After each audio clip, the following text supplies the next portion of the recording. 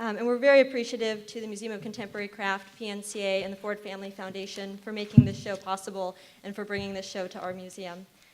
When plans for traveling, and to mention, they were kind enough to bring complimentary copies of the exhibition catalog, which are on the back table, so you're welcome to take a copy of that, which has information about all the fellows' work, as well as an additional publication about the 2013 fellows, so there's 2 pieces available for you. Thank you very much. When plans for traveling the exhibition, We Tell Ourselves Stories in Order to Live, were in the early stages, and our director and curators were in discussion with its originating institution, the Museum of Contemporary Craft, about being one of the possible venues, it was not yet known what all the artworks would be that were included, or even the complete list of artists whose names would appear on the checklist, since the 2013 fellows would not be named for almost another year. We were committing ourselves to hosting a show based on its premise alone, that this exhibition would include exciting work by exciting artists working in and representing our state, and of course there was no question in our minds that we wanted to be a part of that story. We were honored to be the second museum in Oregon to exhibit this exhibition and the first venue to include the work of the 2013 Hallie Ford Fellows, which includes Cynthia Lottie of Portland, D.E. May of Salem, and one of our own, Mike Bray, who's an instructor of art here at the University of Oregon. The Hallie Ford Fellowships, a program which was introduced in 2010 and about which Kandis will speak more on very shortly from now, and its accompanying exhibition are very much in line with the JSMA's own commitment to showcasing and supporting the finest examples of art from our region. We have been fortunate to have received support from the Ford Family Foundation, the Bank of America Foundation Incorporated, and the William Mitchell Trust in 2012, so we could create our Artist Project Space, a gallery devoted to showing the work of Oregon artists for at least half of the year, and which presents opportunities for increased collaboration with campus departments and faculty, as seen in the example of the installation currently on view of Vermont-based artist named Kathy Marmor, whose work supports the teaching of Colin Ives, a professor here in the Department of Art. What we consider our charge at the JSMA is to continually assess how our exhibition programming and gallery spaces can support opportunities for contemporary work that may include installation, performance, audio, video, and other examples of new media, all of which are being explored in new ways, just as what might be considered the more traditional forms of artistic expression, painting, printmaking, sculpture, craft, and the like, continue to be elevated by contemporary artists who excel at them and in many cases reinvent their media. In our role as an academic museum and teaching institution, and similarly with the Museum of Contemporary Craft being in partnership with the Pacific Northwest College of Art, we are also particularly interested in opportunities to inspire and inform the next generation of Oregon's most talented artists and thinkers, and our museum works closely with students across disciplines to provide access to works of art that will excite and challenge our student population. The first work of contemporary Oregon art that entered our collection, a gift from Virginia Hazeltine in 1963, was a serigraph portrait by George Johansen of, fittingly, fellow contemporary artist Manuel Izquierdo. At this time, when she first acquired the work, as well as 2 other portraits of Louis Bunce and Jack McClarty by the same artist, for her collection, it was because she found them, quote, irresistible additions from having watched these artists emerge full-fledged from early struggles, end quote. Hazeltine's passion for the art of this region and her dedication to supporting a collection of contemporary Northwest art at this museum continue to propel us 50 years after the first of over 400 gifts from her collection. In recent years, our commitment has been reflected in acquisitions of work by Rick Bartow, Whitney Nye, Dan Powell, Judith Poxon Fox, Jim Riswald, Susan Soybert, and so many others, most of which were made possible due to the generosity of donors and artists and of art acquisition grants from the Ford Family Foundation. You may remember seeing many of these on view in the Artist Project Space over the previous summer in celebrating Oregon's art, recent additions to the collection.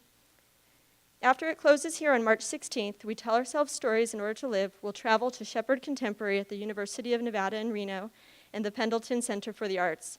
We are looking at the brief time that it spends here in our space and the questions it poses as a way to foster an even greater discussion of contemporary art in our state and examine how established and emerging arts professionals can best approach the monumental and invaluable task of supporting these artists and creating opportunities for sharing their work with the public. With that being said, I would be very pleased to introduce our first speaker. We'll each do brief presentations, after which I have some questions. We're really happy to take questions from the audience, and then there'll be time at the end to, if time allows, to have some one-on-one conversations as well. I'll do this for my Candice Brewer Nunn is a veteran of the issues management and communications industry, having worked with several leading Oregon corporations and marketing communications firms before establishing Strategic Resources LLC in the early 1990s. She broadened her advisory practice serving nonprofit, public, and private sector clients on strategic planning, governance, marketing communications, and policy matters. She assists in better managing challenging issues, refining organizational functionality and positioning, and strategizing long-range planning and communications. Disciplines over the course of her career thus far include the following: entrepreneurial enterprises, services and venture investments, energy, crisis management, real estate development, healthcare, airline industry, retail, legal and accounting firms, Native American tribal interests, nonprofit and philanthropic programs, political initiatives, general public policy issues, and nonprofit mergers. There's nothing that she does not do. Her work with the Ford Family Foundation began in early 2008 after the board decided it wanted to develop a program to honor Hallie Ford's interests and legacy of support for the visual arts in Oregon. She joined the foundation's team to research, develop, and implement a 5-year pilot program supporting Oregon visual artists and the visual arts institutions that exhibit and preserve access to their work. She continues to manage the program as senior advisor to the foundation. Please help me welcome Candice to the podium.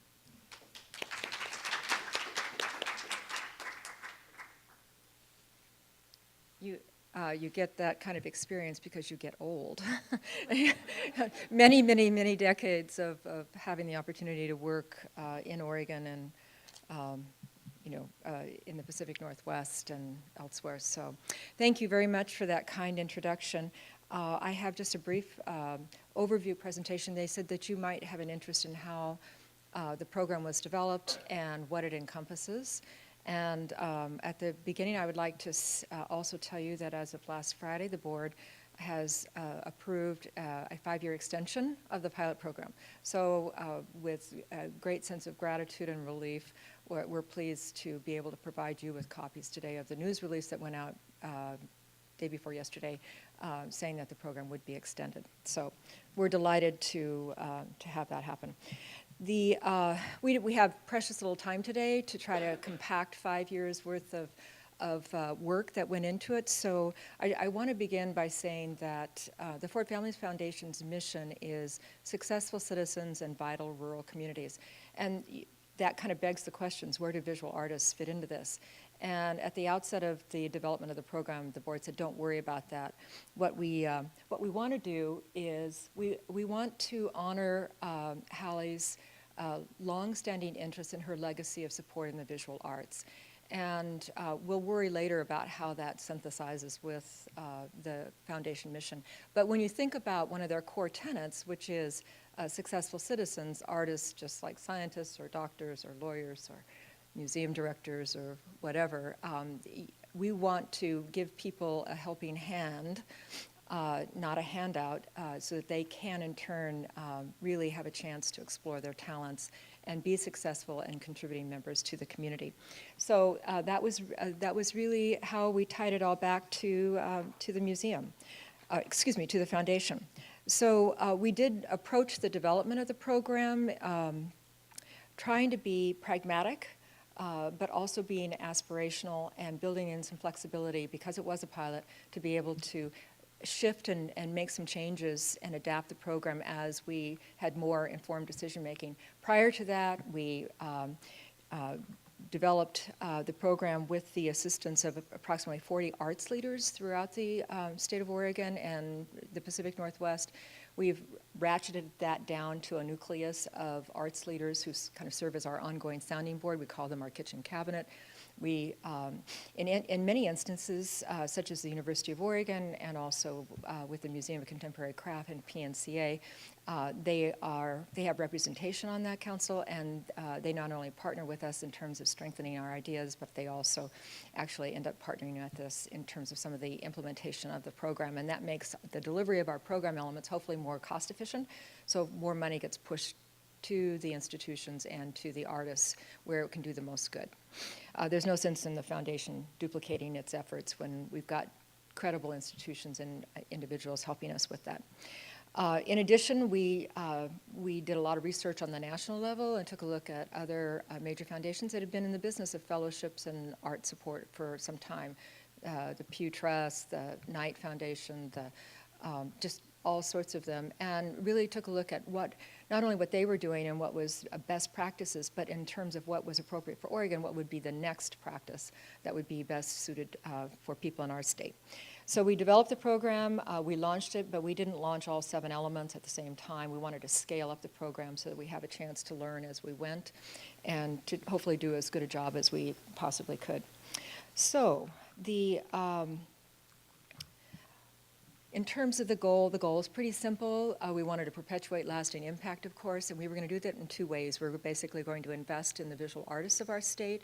I mean, there was a point when I was working with Arlene and Harold and Jordan Schnitzer, and Arlene would often say, if you want artists to be a part of your community and you think that they contribute something to the benefits of being in that community, then you have to make it possible for them to live in your community. And so, but we couldn't be supportive of all artists. We had limited resources, so what we decided was that we would really focus on what we're calling mid-career artists, people who are at pivotal points in their practice, who if you infuse some investments in them at a particular time and their creative practice, that they have tremendous opportunity for potential new accomplishments going forward, but they'd clearly already demonstrated a sophisticated depth of practice. So you knew you were investing in somebody that had already demonstrated some creative talent. And then the second part of that was to invest in the visual arts ecology to both strengthen its vibrancy, but also its sustainability. As you'll recall, when we started developing this program, it was in 2008, and it was approximately 6 months before the economic carpet was pulled out from underneath all of us. And so it became even more important that we had resources that we could infuse in the community, that we could help sustain them through what turned out to be a fairly extended traumatic economic time. And so not only do we strengthen those institutions that make up the visual arts ecology, but we also try to work with them and through them, again, to be pretty efficient, because they're the ones there that ultimately are available to provide the opportunities for artists to create and exhibit their work. So the framework, again, focus on the visual artists as the core of the program, and you'll see in a minute I've got a kind of a visual display of how that works, and then to establish the reinforcing program components. I'm a big believer in a 2-for, 3-for, 4-for. If you can make an investment in one area and it actually reverberates out and helps you leverage something else happening, that will create additional impact or additional resources for somebody to do their work, so much the better. And the other thing we wanted to do is we wanted to really capitalize on the interconnected nature of the visual arts ecology in the state. It's not different than other visual arts ecologies in other states, except that the components that comprise ours are indigenous, obviously, to our state. And so we wanted to keep that in mind to achieve the greatest possible impact. In terms of supporting the artists themselves, I think what was important was we wanted to encourage their conceptualization and the creation of new bodies of work, because I think that's how they grow.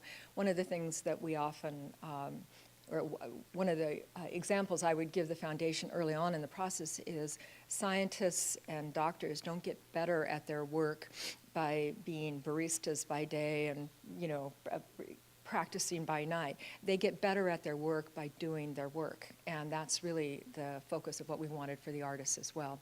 So we wanted to encourage new bodies of work. We also wanted to support what we're calling watershed opportunities to reflect and explore and experience, and sometimes they will do that through residency programs, sometimes they'll do that through being invited to be part of a group exhibition in a different state, so you're constantly stretching them, and then sometimes just providing them quiet, reflecting time.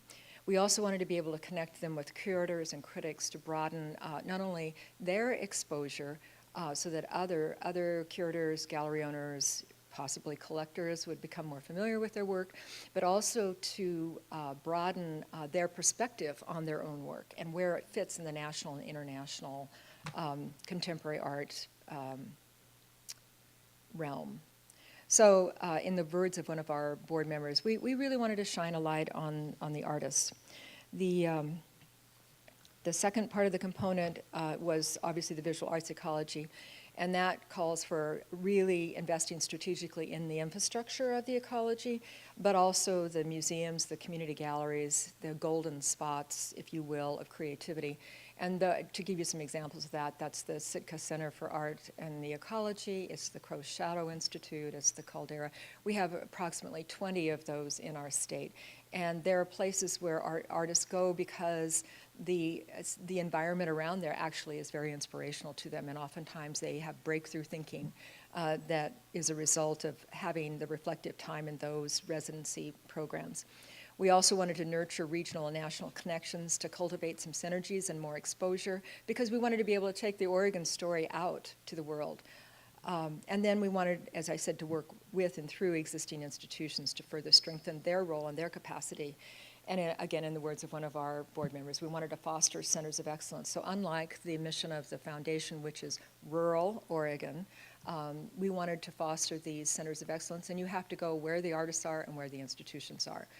It doesn't mean that we're not going to try to create opportunities throughout the state, and we do with one of our program components, but we want to be realistic about and very targeted about where that investment goes. So what I have up here is just to try to show you how there's an overlap but not a duplication, and that's an important distinction to make. So the support program elements that we have for artists are some fellowships I'll talk about in a minute, the artist residency programs, the Curator and Critics Tour, career opportunity grants for unanticipated opportunities, as well as support for either solo or group exhibitions and documentation. And the same thing on the facilities side. In addition to some of those, we have two other program components. One, which is a modest capital improvement program, but again, it's focused on the spaces where the museums or galleries exhibit art, where they store art, preserve art, and then we also have a special art acquisition fund. Now, a couple of these program components, we couldn't find any place else in the United States, so we had to kind of gin them up out of whole cloth. And so it's a work in progress. And the art acquisition fund is an example of that, where we actually have a separate panel that looks at requests from institutions like the University of Oregon, the JSMA, and the Museum of Contemporary Craft, who want to build out certain components of their existing collection, or they want to begin to acquire seminal works by key significant Oregon artists. So just quickly, the 7 components, we lead off with the Halley Ford Fellows. These are the first 9. They happened to be in Portland I think it was a panel discussion at the museum, and I didn't tell them to wear black, but I guess that's kind of the artist attire. And I loved this quote. One of the artists, we asked them to reflect on what was the impact on them of a Halley Ford Fellowship, which is a $25,000 unrestricted grant award for them to use as they see fit. They can buy materials, they can buy equipment, they can pay their energy bills, they can put food on the table, they can buy childcare so they can have concentrated time, whatever they need in order to have the time to do some breakthrough thinking. But one artist said, well, there was my life before, and then there was my life after the call at 3 p.m. on Tuesday. And each and every one of them are different.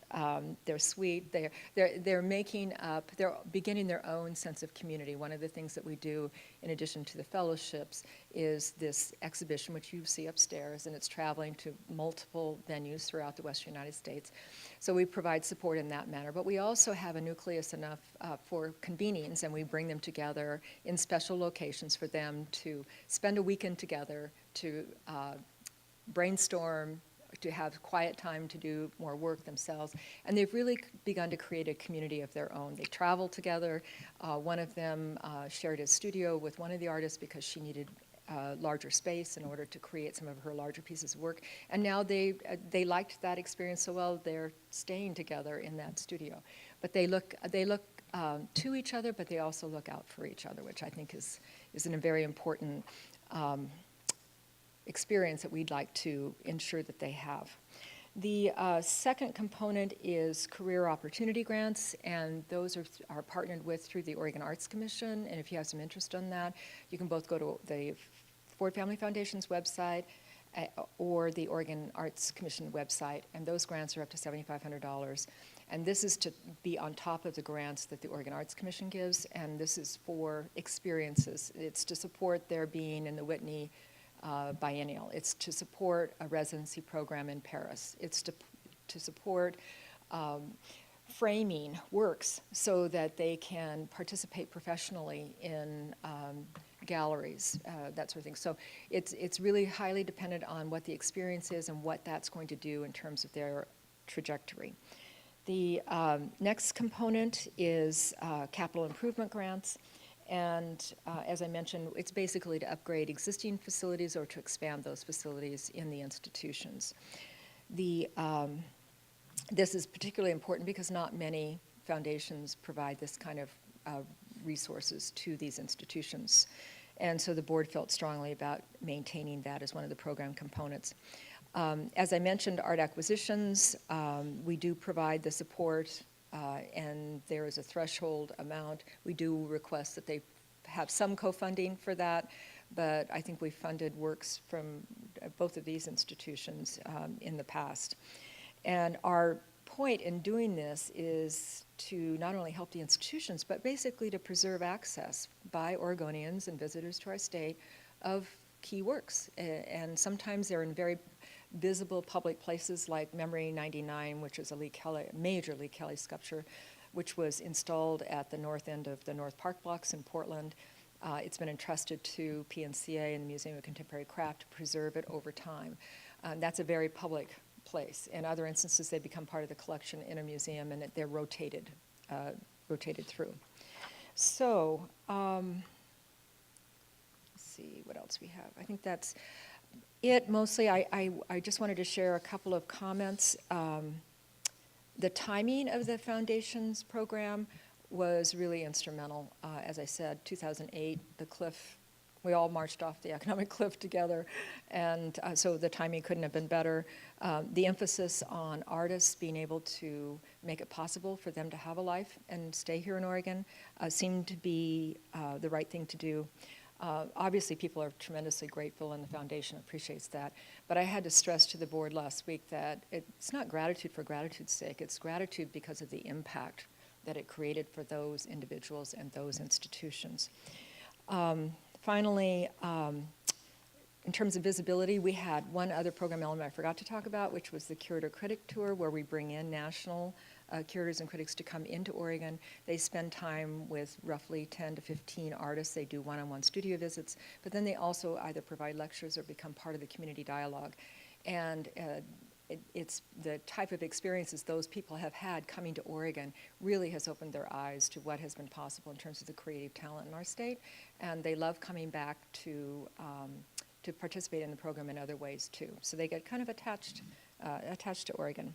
And in fact, one of them, I'm going to just close with his comment.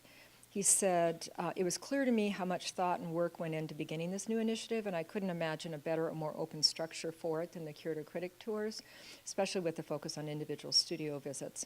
It's rare, if not singular, to see a program grow up around such an open structure in this country. In my experience as a critic and art historian, few experiences in my aesthetic domain are more potentially meaningful and more transformative. I was changed by what I saw and by what was said. So we felt very good about that and the program, and we hope that we will be able to touch many, many more lives and institutions in the coming 5 years. So thank you, and I'm happy to answer any questions later.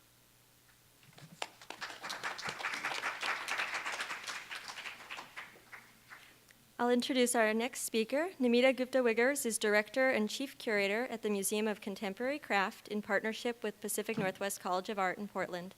Wiggers earned her MA in Art History at the University of Chicago and holds a BA in Art History and English from Rice University. Her curatorial work combines her experience and training as an art historian, a museum educator, ethnographer and design researcher, teacher, writer, and studio art jeweler. She also does everything. Through exhibitions and programming, Wiggers considers how craft and design function as subjects and verbs and as simultaneously distinct and intersecting practices, and how the exhibition operates as a site and space for cultural inquiry. Wiggers is a leader in critical discussion of craft, co-founding the Critical Craft Forum with Elizabeth Agro, who's curator at the Philadelphia Museum of Art, as well as authoring several books, including Generations, Betty Feeves, 75 Gifts for 75 Years, Ken Shore's Clay Has the Last Word, and Unpacking the Collection, Selections from the Museum of Contemporary Craft, which documented the museum's collection and connection to the turbulent history of craft and art over the last 70 years. Recently, she's contributed to Contemporary Jewelry and Perspective and is included in Pigeons on the Grass, Alas, the Pew's recent publication on contemporary curators in the United States. She currently serves on the Board of Trustees of the American Craft Council and has served on review panels for the Pew Charitable Trust, the Bush Foundation, and the Oregon Arts Commission. Please help me welcome Namita.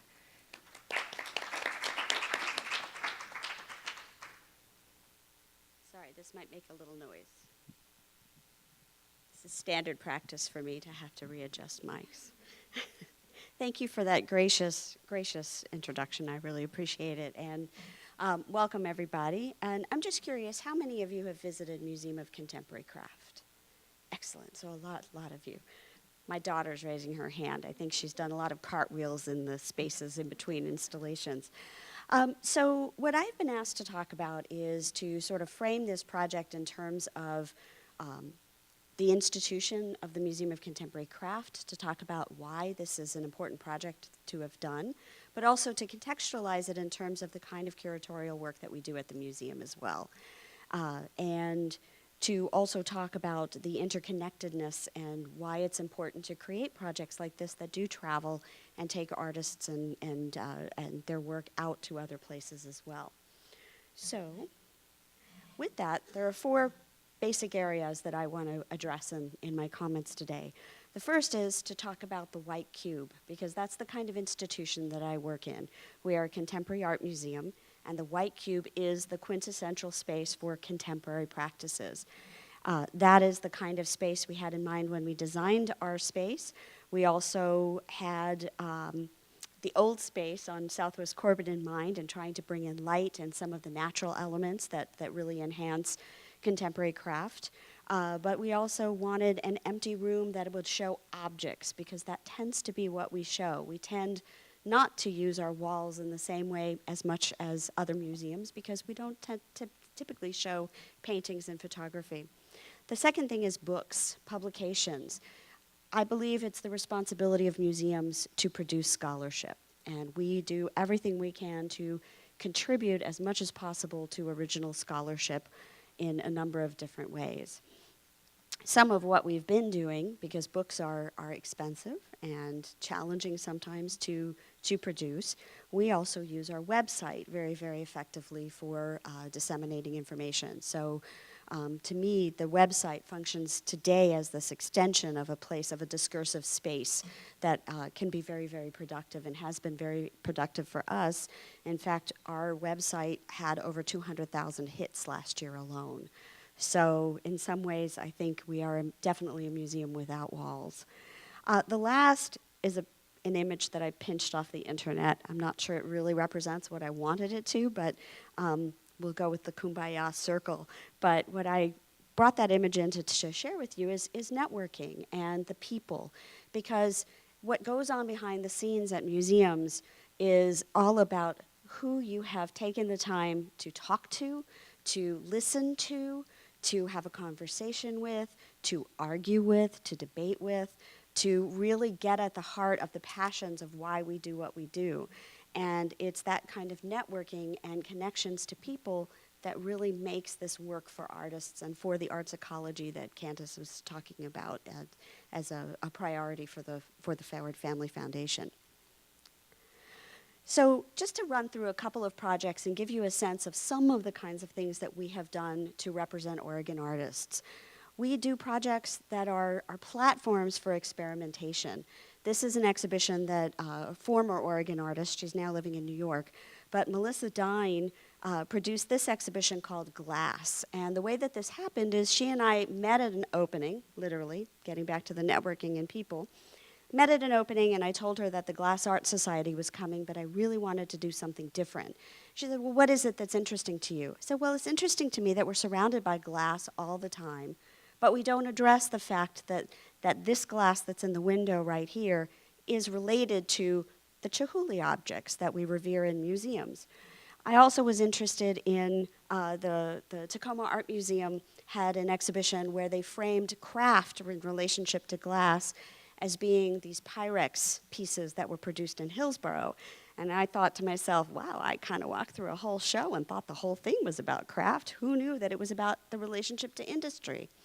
So what Melissa did is she went to Benson Industries, which produced the glass for the that's clad the New York Times building now. It's a very special kind of glass, and created this installation that is really a reference to Robert Smithson's piece for Dia many, many years ago, where he used plate glass. They put it on a plinth, and it torqued and bent and shattered under its own weight over time.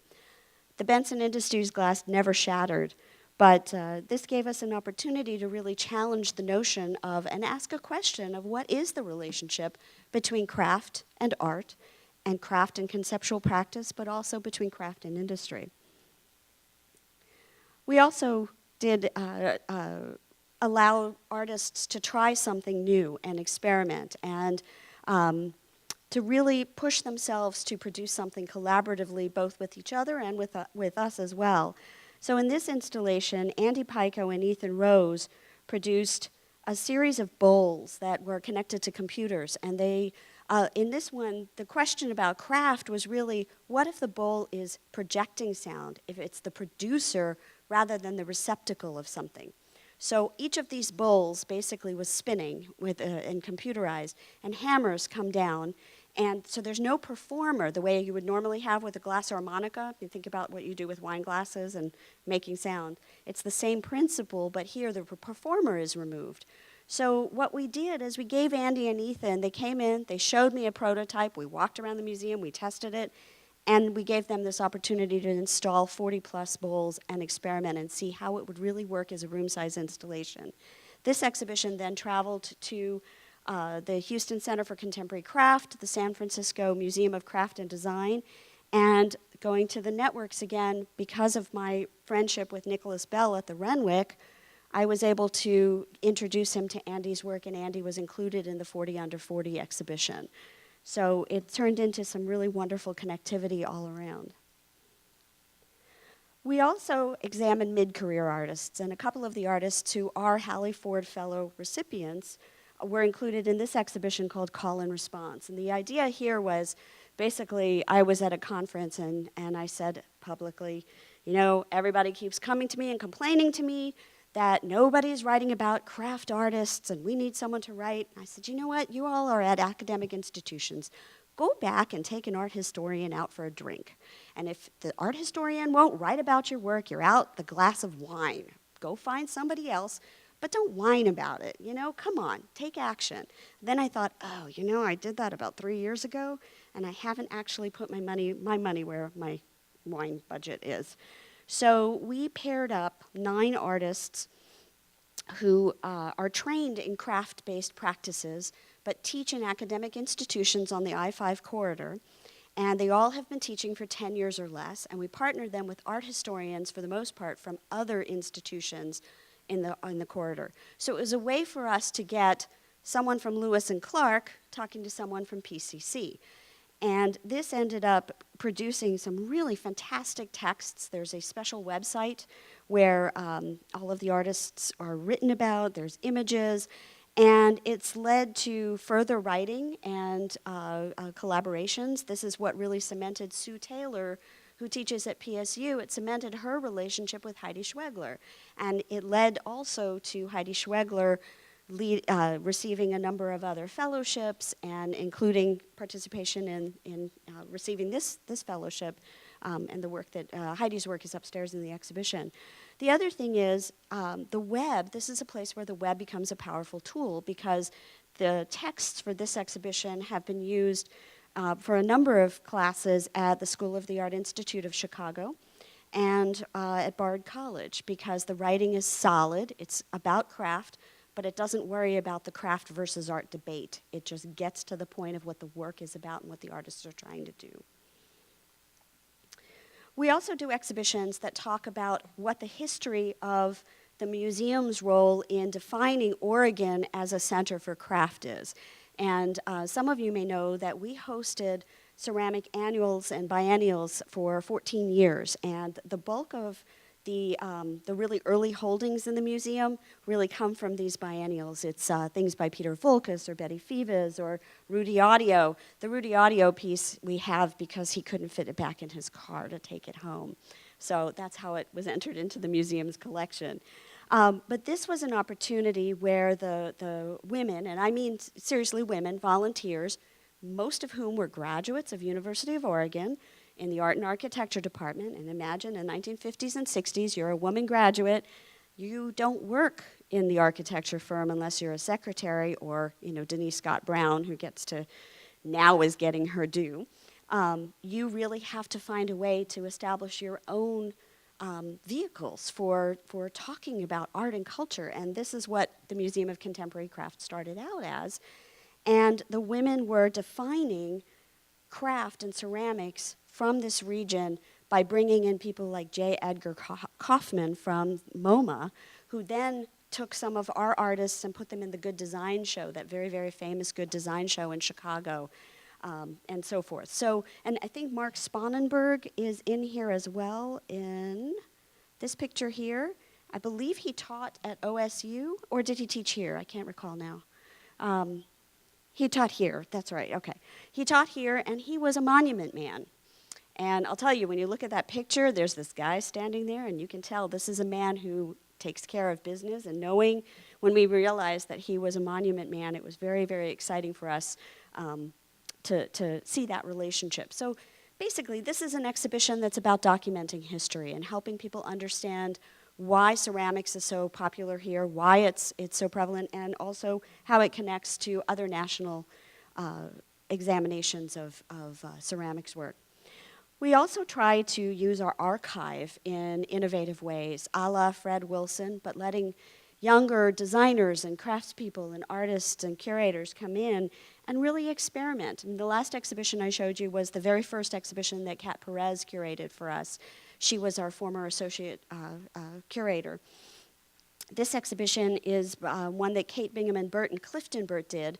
Basically, I took them back into the archives. They started flipping through all of our files and said, oh my God, this is the history of graphic design through your collateral materials, your posters. Look at the 1960s posters. All of a sudden, there's the artist with their wares in front of them. They become the rock star poster. You can see the shifts of what happened in the way artists were representing themselves, but also how the museum was representing itself. And they created this wonderful interactive exhibition where you could actually flip through the museum's archives and see Peter Volkus's receipt from a dry cleaner. I have no idea why that's still in the files, but it's really wonderful that it is. And so this was an example of a way that we just sort of let artists come in and say, let's put something together. This is what's interesting to me. John Arndt and Wan-Hee Zhang created The Academy is Full of Craft for us, and this is a wonderful example of what Edward Tufte calls visual displays of information. This map turned into the layout for the actual exhibition. The solid lines that you see here are relationships that are between a student and a teacher. The smaller lines, the thinner lines, are a relationship between people who were working together. And what happened is I went to John and Wan-Hee, and this was pretty soon after they had arrived here at University of Oregon. I'd heard they'd studied at Eindhoven, and I took the craziest giant Post-its with my crazy mapping all around saying, listen, everybody keeps coming to me and saying, the way that you become a potter is you apprentice with the potter down the street, and that hasn't happened since post-World War II. What you do now is you go get a BFA and you get an MFA, and that's what I need to represent. But when I had this mapping, it turned into this like wacko-looking biblical thing. So John and Wan-Hee were able to use their expertise as designers to create an installation for us that told this story. So it's a way for us to represent their skills as Oregon artists and designers. We also do historic recovery projects like Generations Ken Shores. We worry about our artists and our artisans who are not getting documented and need to be represented. And Lori Herrick is another great example. This exhibition is a great example of what Kandis was talking about in terms of the visual arts ecology.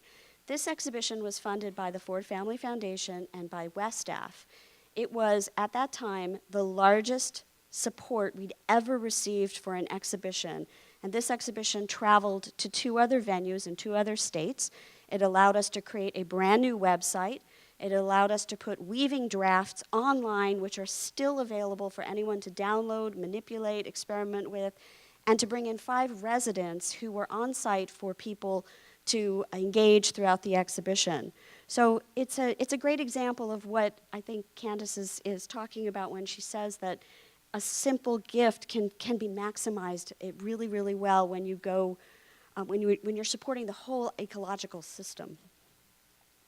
Generation Betty Fivas was a 7-year-long project that culminated in an exhibition, a publication, and the acquisition of this piece to the museum's collection, thanks to the Ford Family Foundation as well. And I can tell you that that is the first piece that has been purchased for the museum's collection by funds and not through the generosity of donors gifting things to us. This is the first acquisition we have made in probably 4 decades. So very important step for a small museum in Portland. That exhibition gave us a chance to really explore the mess, the marvelous mess of the studio. The studio gets left out of museums typically, and the mess is this wonderful texture that we just love. We tried to bring that in, and I'll come back to that in a second. These are examples of some of the publications that we've done. We also have brochures that are available online for you to download, and essays to make things as available as possible for people.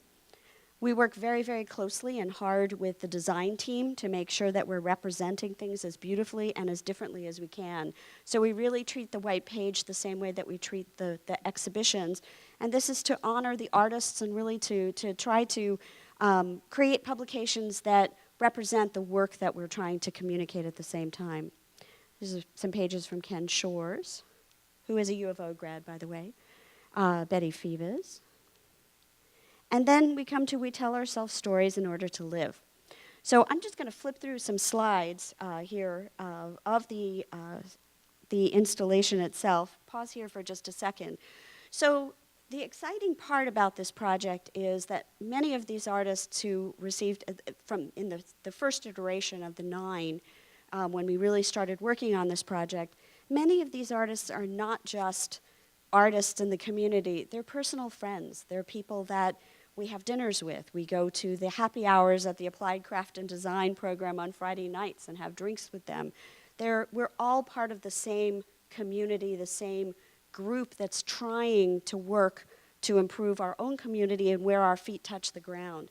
So it was an honor and a privilege to be able to work with the Ford Family Foundation to continue to represent the artists who are in our community and who are very deserving of the recognition. There are so many more who also are deserving, but this 9 was a wonderful, wonderful way to start, for sure. What you see here are images that show the mess of the studio, and some of this came out of Sarah Margolis-Pinio, who is our associate curator, art directing the studio photography, but it also came out of some of the tricky things that happened in putting this exhibition together, and Cassandra is going to talk a little bit more about this. But we invited Cassandra to be the guest curator for this project because of a connection. I met her husband, John Spiak, in Phoenix at a ceramics conference in 2005. I was talking to John about needing a contemporary curator, somebody who liked working with contemporary artists, understood what it was to work with sometimes it's like herding cats. It really is. It's great, but it's challenging, right? But there's an energy that comes from that. And we really needed someone who understood what that would be like and could produce an exhibition for us. And could visit the artists' studios, talk with the artists, really work to figure out what is a checklist that will represent the artist's work, but also be an exhibition that can travel and represent the collective sort of art consciousness of Oregon through this particular 9 group of people. With that, we also produced a publication which, as some of you may have come in after we mentioned, but there are complimentary publications on the back. Please take both copies. The publication includes the first 9 artists, and then there's an addendum modeled exactly like the publication that includes the last 3 that came in the last year. And these are just shots of the installation when it was at the Museum of Contemporary Craft. I kind of like populated shots a little more than the unpopulated shots sometimes. So one of the things that we do, to go back to the website that I was talking about earlier, is we produce a lot of podcasts, and we put a lot of things online. And that's because artists have told me a lot that they don't want to stop what they're doing to read a book, but they will sit down and listen while they're working in their studios. And so these are available on our website for people to download. And this is just from the page, the curatorial walkthroughs, the publication, and then in conclusion, these are the exhibition venues that are coming up over the next year. Several that are in town, in state, several that are out of state. And again, this is a great example of the networking that I was mentioning before and understanding the ecology both within the state, making sure that the exhibition is traveling to different kinds of venues, different kinds of parts of the state, thanks to the Ford Family Foundation with the connections on those as well. And then the Shepherd Gallery and the exhibition space at Weber State, those are also the kinds of connections that came about from knowing other people, like the way that I connected with Cassandra. And so these are the ways that the museum is working to get artists out there, to get Oregon out there, but also to bring other people into Oregon as well. So thank you. Thank you. Our third speaker is Southern California-based independent curator Cassandra Coblentz, who has a diverse curatorial practice that champions the artistic process. Taking innovative approaches to collaborating with artists and architects, she initiated the Scottsdale Museum of Contemporary Art's Architecture and Art program that explores the boundaries between these creative practices, producing large-scale, site-specific commissions with several artists of the Lead Pencil Studio, as well as Jay Atherton and Cy Keener. Among her many curated exhibitions are the group shows Economy of Means Towards Humility in Contemporary Sculpture, Looking Through the Other End of a Telescope, as well as solo projects with several artists. Most recently, she curated We Tell Ourselves Stories in Order to Live for the Ford Family Foundation and Museum of Contemporary Craft in Portland, Oregon. She has authored and managed the production of several exhibition catalogs and publications, including How Deep Is Your, a mid-career survey of the work of Julian Schwartz, published in 2012. She is currently head curator for the Artist Pension Trust in Los Angeles, and her professional experience includes appointments at Scottsdale Museum of Contemporary Art, Hammer Museum, DIA Center for the Arts, and the J. Paul Getty Museum. She received her BA in Art History and English from Cornell University and her MA from the Center for Curatorial Studies at Bard College. Welcome, Cassandra.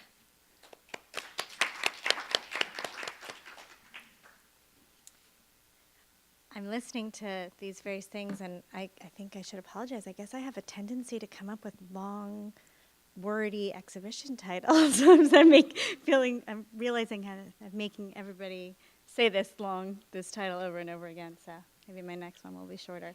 And for me, this has been a really exciting experience. As you heard,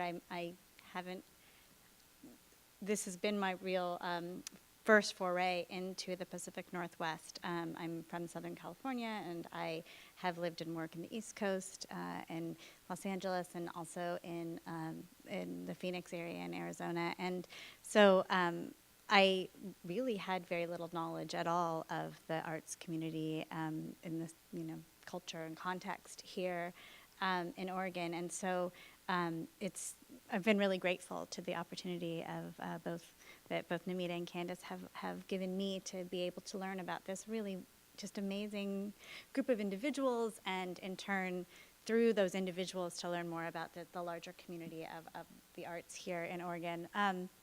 So you heard a little bit about the background and how the project was brought to me. How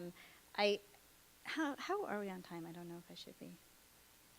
We're okay. Okay, good. So for me, I guess I would say, and I didn't really bring images to show you much about my practice, but Danielle mentioned a little bit, but I really I love working with artists, and I love being engaged in the artistic process. And so when I was invited to come into these artist studios, one thing, I don't know if Namita mentioned, but I was also given the opportunity to do interviews with all 12 of the fellows. So that was a really wonderful process for me too, because what we had decided to do, the sort of concept of the interview process, was to ask these 12 artists the same set of questions, and each conversation became really rich and really extensive, and which for me felt like a way that I feel like that's in a way what I contributed most in some ways to this conversation, was that kind of bringing bringing together of these core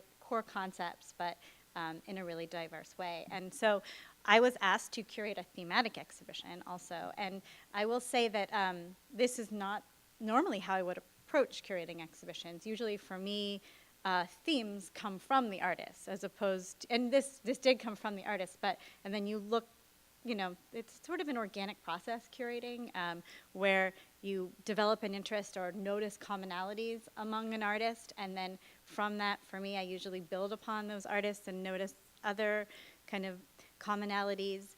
Sometimes you start with a theme and look for artists to fit into that theme, but I don't tend to work that way. This was the first time I had been given a set of artists and was told, find the theme that these artists have in common. So, and to do that in a way that's not just like, women artists in Oregon, or, artists that work in ceramics, so that so I wanted to find a theme that was richer. I'm similar to the way Namita was sort of interested in expanding our understanding of what craft may be. I'm always interested in coming at art from kind of in a democratic way, I see it, and a way to kind of open up the way we can interpret and think through the way that artists work. So I will just show you some of the work that I came across. I didn't include those studio shots that I had in previous presentations, but I, just to show you what I saw, kind of starting this off, and this is a Stephen Hayes, Daniel Duford, David Eckerd. This was a Heidi Schwegler piece, Bruce Konkel, Singa, Ellen Lesperance, Michelle Ross, Aki, I can remember his last name. And then this last round actually were added to the exhibition once I had already curated the first 9, but I hope I was able to come up with a loose and open enough concept that I think their work actually was able to be worked into the overall project in a kind of a way that made sense, at least. So Cynthia Lottie, Mike Bray, and Dan May. So given that task, I started to notice certain threads. Actually, I'm going to take a step back. Well, first of all, I was asked to talk about the commonalities that I noticed in the fellows' work. Before I get into the themes of the exhibition, I will say that like I said, I don't have the background in knowledge of the institutions even here in Oregon and in Portland in particular. So for me, I would say my experience here really has dictated what I know of the arts culture and community. I can tell you what I learned from these 12 artists, which is that each of them seemed to be really embedded in their communities and really dedicated. Most of all of them are teachers in some capacity, which I think is pretty normal in today's day and age, how a lot of artists make a living. But most of all, I really was struck by a certain integrity and independence of thought that seemed to permeate all of their practices. Each of them seemed very well versed in larger contemporary contexts and aware of sort of how they may fit into various kinds of artistic communities, because I don't think that there is one art world, one art community. I think they're all different kinds.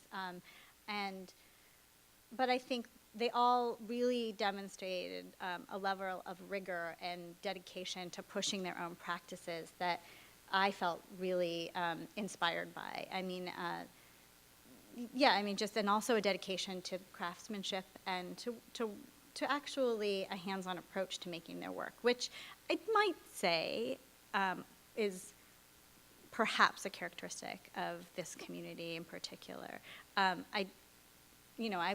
Which is not to say that that kind of dedication to craft doesn't exist other places, but I was struck by that. And by craft, I mean craftsmanship, rather. I don't mean actually making things.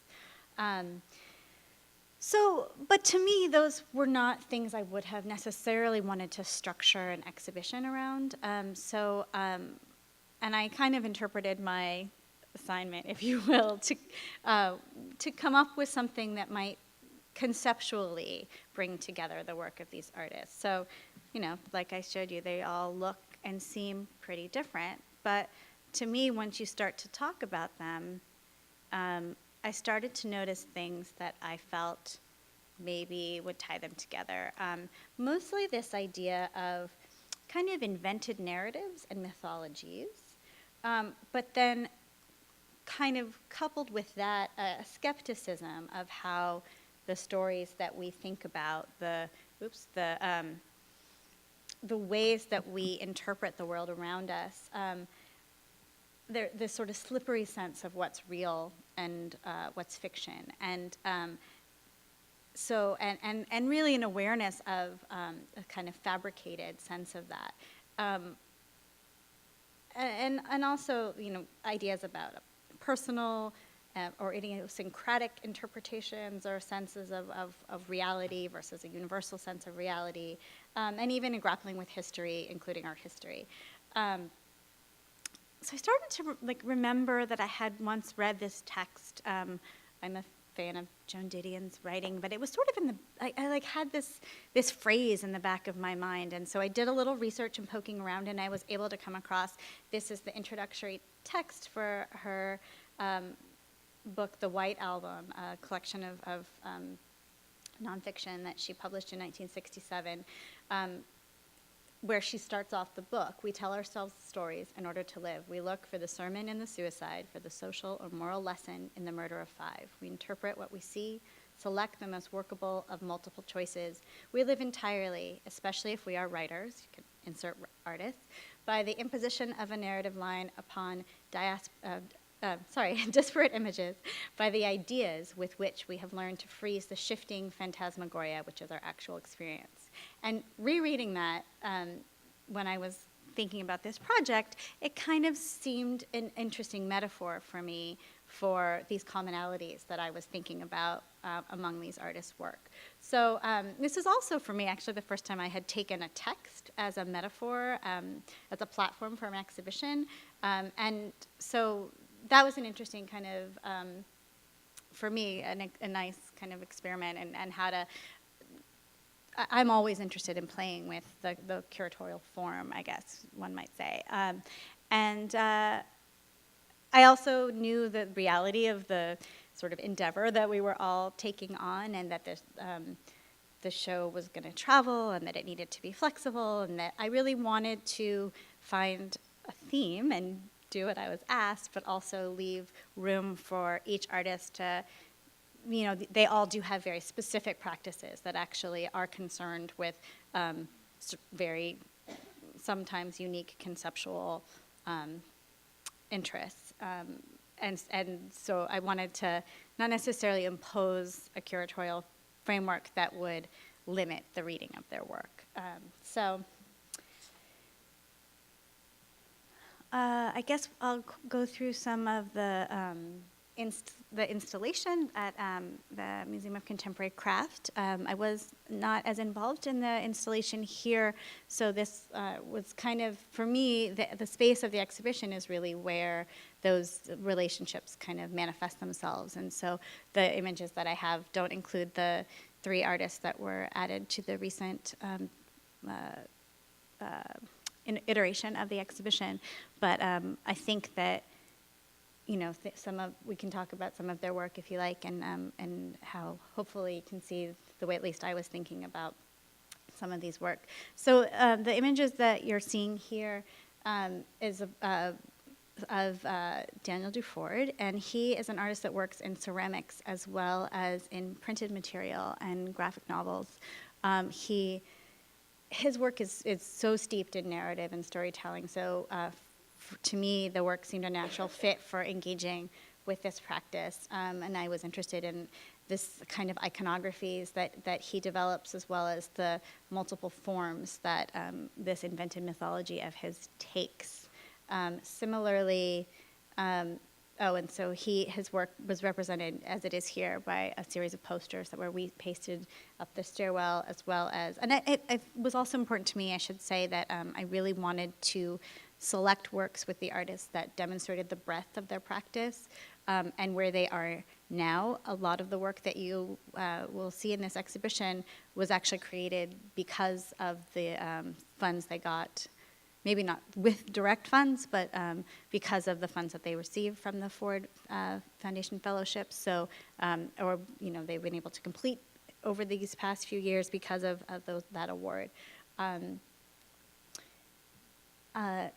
So seemingly very different looking, this is the work of Senga Cha, and her work also, I think, really deals with mythologies perhaps of consumer culture, and her own kind of invented iconographies as well. They take very different forms, but I thought that there were very interesting relationships to be explored between those two artist practices. Other themes and similarities that I became interested in were, in the background you see Michelle Ross's work, in the foreground Ellen L'Esperance, both of which are using fabric and textiles in really innovative ways. But with that, there is this consciousness of the body, of intimacy, of the personal and the political, and that, as I mentioned, those notions about sort of an idiosyncratic approach to the world versus kind of universal things that we have in common. Also histories, both, well, Ellen in particular is drawing from real events. Oops, am I pushing the right thing? Oh yeah, this is more of Michelle. I'm not using the right thing, sorry. This is in the downstairs part of the gallery, the installation of David Eckerd. The other thing that was nice in this exhibition, we got to show these artists kind of working in some new forms. David has an extensive background in performance art, and he's done a lot of work where he performed live with his sculptures, but this is the first time that he ever made a video piece where that performance was designed and executed specifically for the camera. So it's always interesting to me to kind of create those opportunities for artists to move to kind of along the lines of what Kandis was saying, but to move to those next level that in their own practices and careers. So you see it sort of back here, I think, and it's upstairs as well, the video piece that he created. Heidi Schwegler, and in the background you see the sculptural piece in the foreground, and Stephen Hayes here in the background. And to me, there are these sort of obvious formal qualities that unite these two pieces, and the form itself of these structures and these industrial kinds of forms or structures.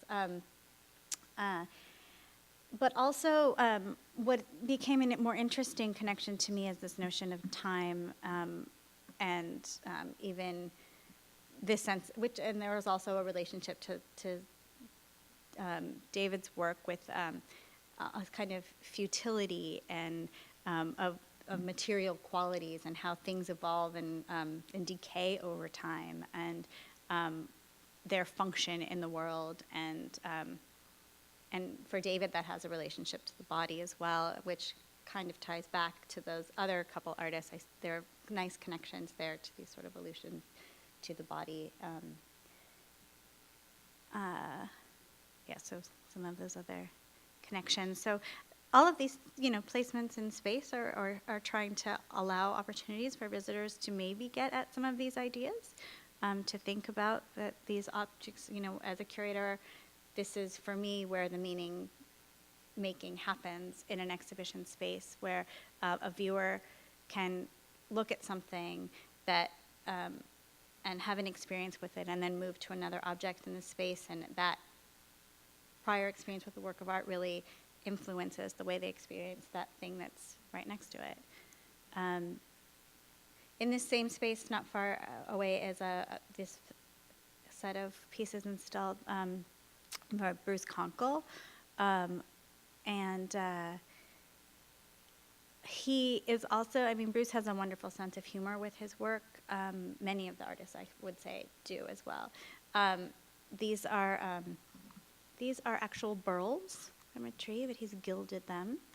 This is the little, you'll see, I don't know how many of you have seen this upstairs, but he calls it like a little mini Matterhorn, where he's creating a little ice-capped mountain in the time and space of the exhibition. To me, that sense of futility is also embedded in this piece, even in the fact that it may not have functioned in the way that he had dreamed it might. But I think there's something beautiful and very humble in that. Thinking about the show in retrospect a little bit, I think that thread of humility might be another kind of interesting, uniting element that, I think kind of finds its way into the work in a nice way. And Bruce is, he's also, all of these artists have, like I said, very specific interests, and I haven't really touched on those specific details of these works at all. His interest in ecology and the environment and things like that. Each of them have very deep practices, and I'm not really, going into the depth of what they're thinking. But and Aki as well, in a very different way, I think, is dealing with the reality in fiction. He is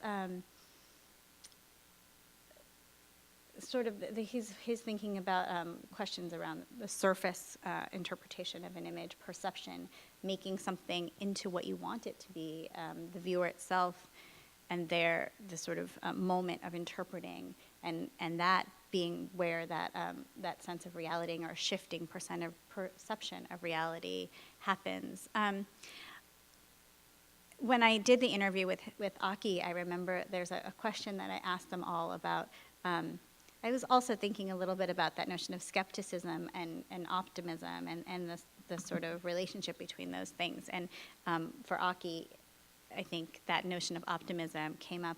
It was a kind of hard one for him to answer, I think, and it came up with just, it has to do with just making art in the first place and believing in the function of art, and that what the viewer, that trusting that the viewer can come to the work and interpret it in its complexity. I guess I have included this image because I was interested in showing you guys the connection between Bruce and Danielle's work. These little incense burners over here that Bruce made, they have mixed cultural references where he carefully researched specific meanings. And Danielle's work is rich in all kinds of poetic and historic and artistic references. It's incredible, really, the vast knowledge that goes into his practice, everything from Walt Whitman to Native American histories to mythological histories, and many cultural, influences coming in together, particularly American history as well, and all of the complexities and, political challenges and problems that, anyways, so, but, why was I telling you all this? Just the consciousness of the kind of mashup of all of those things coming together. Even the form itself, for Danielle, he talked about the wheat pasted poster having a connection to street art, which even challenges the notion of an art object in a gallery, to put it in the walls, to put something wheat pasted inside the walls of an institution, of the museum, is a gesture that is conscious and has meaning, and may not be super subversive, but I think is a nod towards that kind of gesture. And gesture itself was also something that I was aware of with Stephen's work. He is a painter's painter. He really thinks so much about what paint does and so deeply, and his process of applying the paint to the canvas is so carefully constructed so that even the reference to his own body and the gesture of the mark making in his work is really key. And I think for him, that notion of storytelling was also a little bit tricky because he doesn't think of his work overtly in this narrative sense at all, but it really becomes about the story. For me, in this context of this exhibition, it was the story of the viewer's experience of constructing meaning, and how he's able to kind of convey that circuit of his own gesture, applying the paint to the canvas, and how that can come back to the viewer and their interpretation and their experience of the work standing in front of it. So it's sort of that circuit and that cycle that is, to me, a kind of story that I think you get out of his work. And that was it. Those are the images that I have. So I hope that I've given you a sense of some of my thinking, of the way that I see these artists coming together. I think, hopefully, I think now we have time for some questions. But like I said, I think it's always a challenging. It was a challenging project, but a really rewarding one for me. And I think, like you mentioned, I feel really grateful to have been able to be here, and that, like the quote that you read, I do feel now a little bit a part of this community, as much as I feel like I've only gotten to know a little bit of it. But it's been a really rewarding experience, and I hope I continue to participate and help and support the project. And it's been a great learning experience for me as well. So thank you.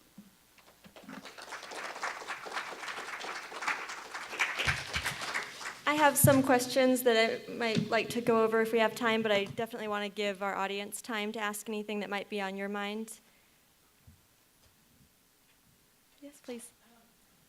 So I'm wondering what role the collector plays in the ecology that you were all describing here in Oregon. We're hearing about all these other elements, but not much about the collector. Well, I'll take a first stab at that. And when we did the initial research, I spoke with one particular artist. And I said, if you could pick one thing that would strengthen the art ecology in our state, what would that be? And he said, more collectors. And I think that if we can strengthen the ecology of the state and begin to build those connections that Namita and Cassandra were talking about, I think it's going to make people more comfortable. I think it's a leap when people are young to say, oh, I'm going to be a collector.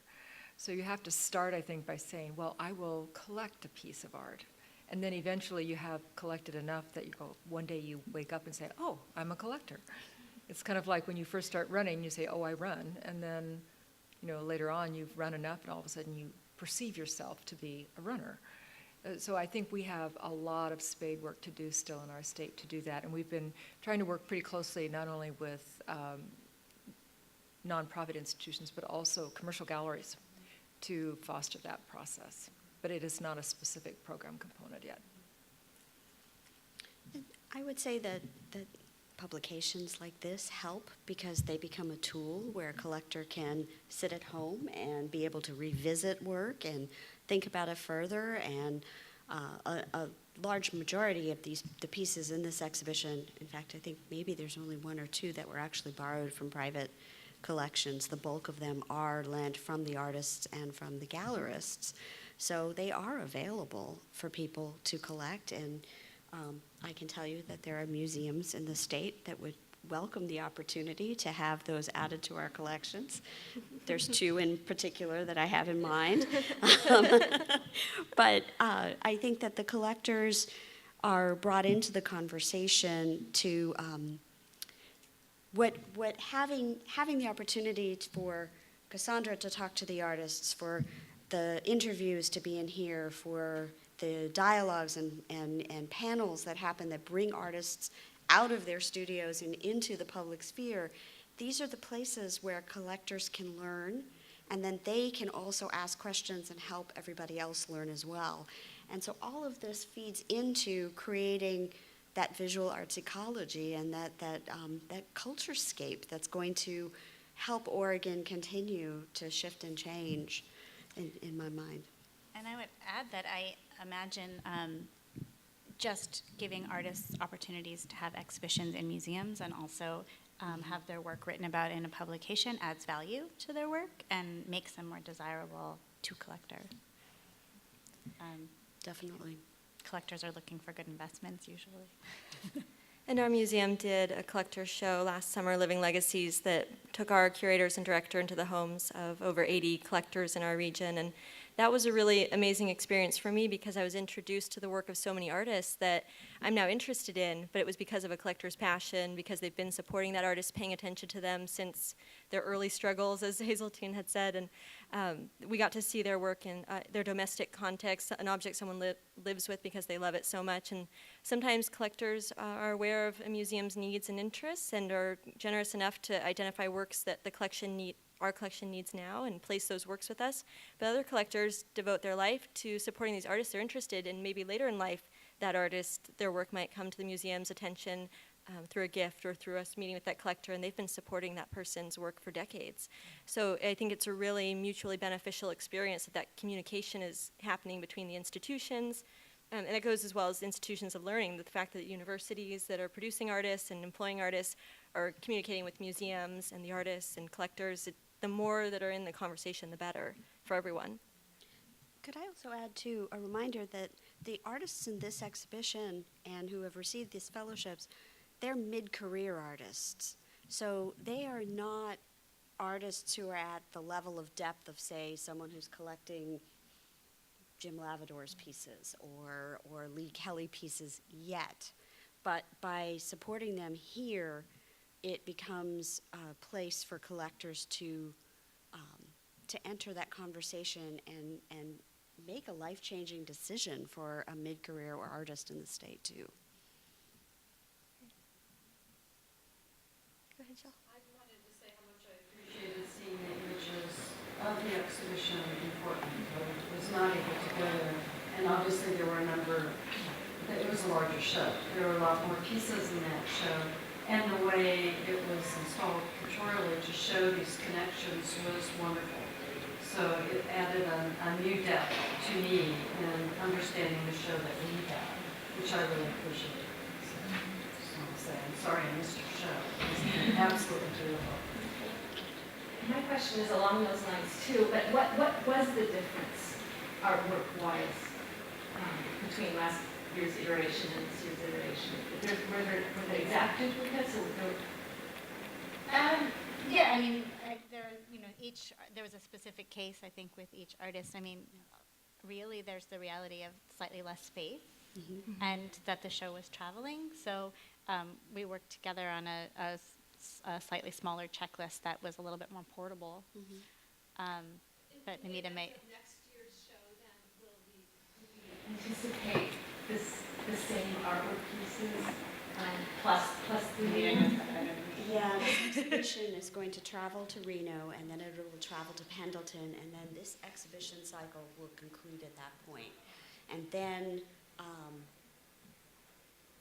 if I may, basically there will be decisions made about what makes sense to best represent the next several years. Now that the program has been approved for continuation, it gives the opportunity to look at this, to really examine what we did, figure out what worked, figure out what works with the long-term vision of the foundation, but also what's happening in the state and what we need, and kind of figuring it out from there.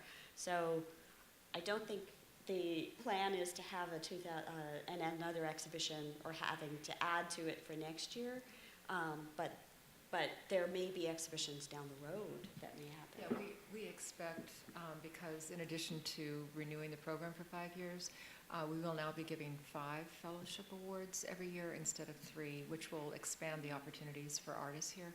So roughly the 2015 class and the 2016 class will likely be combined into an exhibition. There'll be 10 artists involved then, which is a fair number for a curator to to deal with. And so that's how we envision going forward. So every other year we will be creating a new exhibition with new artists. I'm curious about the year 2008 and how this pilot program implemented, and I'm just wondering, how on earth did it go forward? Was it active one willful person, or was there philosophy presented? Well, I think that the board had such a commitment to do something in her honor because of her legacy to the foundation as well as to the community, that even though they took as big a hit or more than individuals in the state, I mean, the devastation to endowments throughout the state on foundations was considerable. But so what we basically did is we elongated the research process to give them a better time frame to digest the impact of what that financial consequence was of the economy. And then they just trusted, once we presented them with not only what we were recommending, but what steps we had gone through to carefully consider and tailor the program. So the program actually was a third of the size that we thought it was going to be, but given the reality of the situation, we needed to be more mindful of being frugal with resources, so we asked for less resources to start out, and we wanted the opportunity over a 5-year period to demonstrate that there could be impact even in a smaller amount. So that was a $3.5 million program. The program going forward is going to be roughly a $6 million program in the same time frame. So we're basically doubling the size of the program and the resources that are devoted to it. But I think that they were pretty vested in doing something, and they felt confident that we'd done sufficient work that something good had to come out of it. And if I may, we have several students who have attended today who are involved in curatorial studies and exhibition planning, and I'm wondering if, sort of taking a departure from what we were talking to, but still related, if being established people in this field, if you have any advice or suggestions of the kinds of skills that they should be pursuing and developing now, hoping to work in museums for their lives? Ask questions.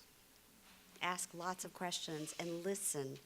When you go into a studio and you talk to an artist, look around, but ask questions and really figure out how to get that conversation started, because you will learn things that you are going to miss if you just make assumptions when you go into a space. Same with collectors.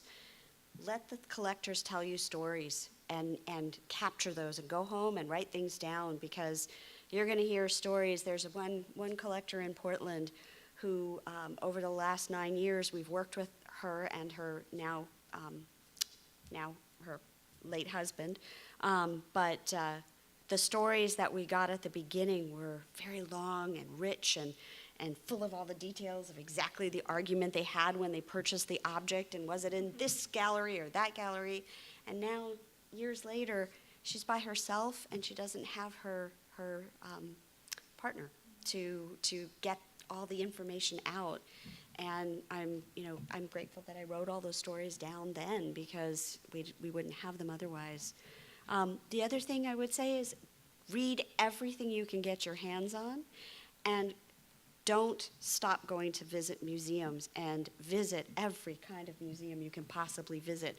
Not just art museums, but go to science museums, go to the Wing Luke in Seattle, go everywhere, and always with eyes open and ears open, and that's the best thing you can do.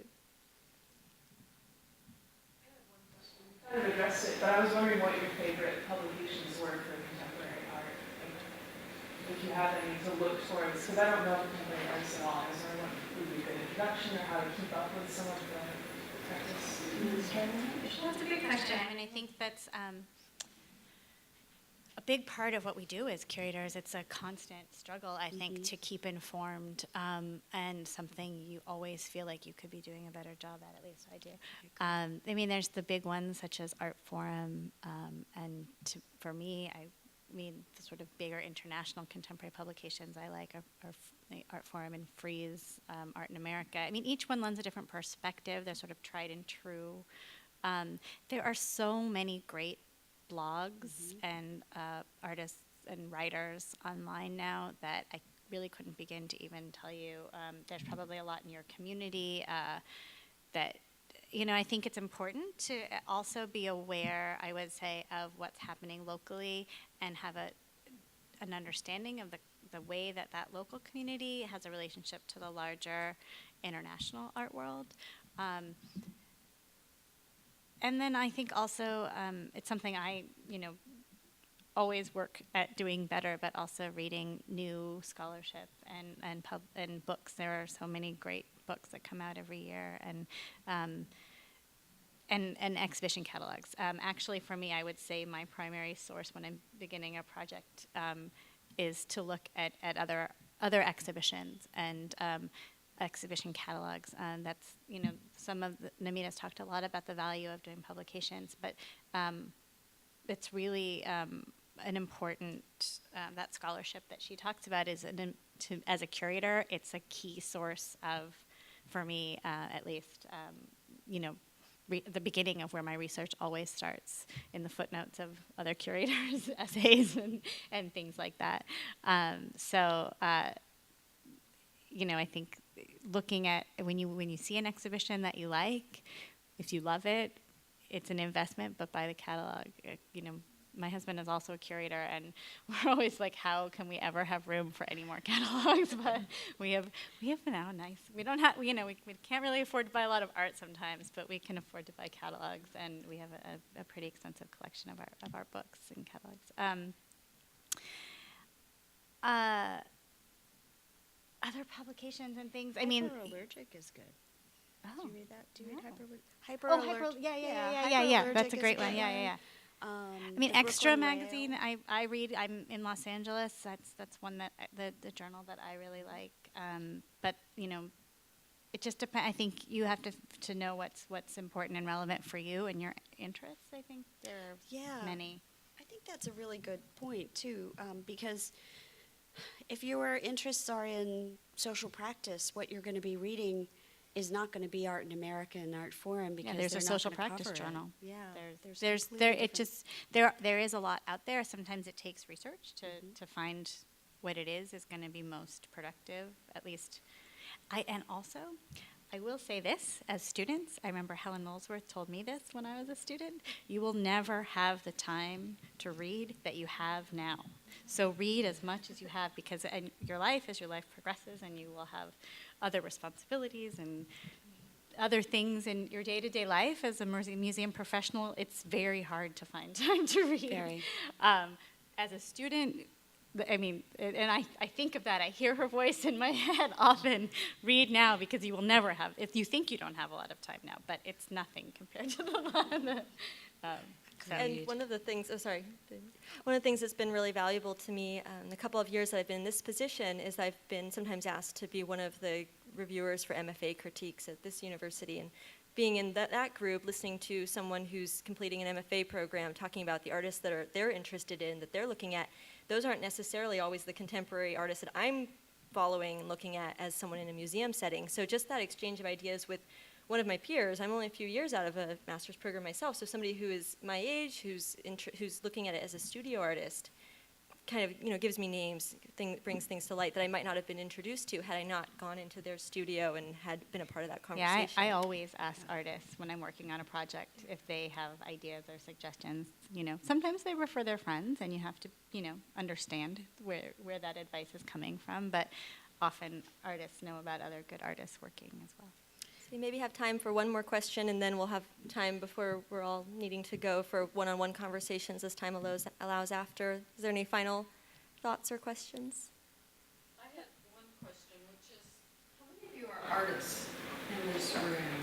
And are you thinking of applying for? I don't want to be for Oh, right. So I'm just wondering, rather, you know, you may have 10 people come up and ask you individually this, but whether you'd want to say, you know, I can't say what the jury will be who will look at this, but what are the general things you're looking for?